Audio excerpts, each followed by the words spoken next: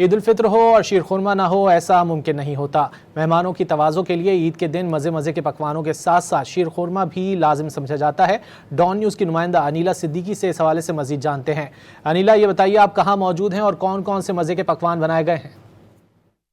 जी बिल्कुल, आज ईद का पहला दिन मनाया जा रहा है और हर घर में अपने-अपने अंदाज़ के मुताबिक जो है वो आज का दिन मनाया जा रहा है। मैं इस वक्त जिस घर में मौजूद हूँ, यहाँ भी आप देख सकते हैं टेबल सजी हुई है, शीर खुरमा बना हुआ है, कबाब बना हुआ है, हलीम बना हुआ है। मज़ीद जानते हैं सबा से। जी सबा, आपके घर ईद के दिन का आगाज़ कैसे होता है?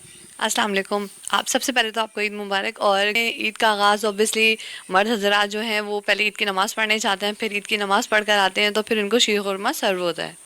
अच्छा, ये बताएं कि आपने आज ईद के लिए खुसूसी तौर पर और क्या-क्या बनाया है? वैसे तो हम देख रहे हैं आपकी टेबल जो है वो सजी हुई है।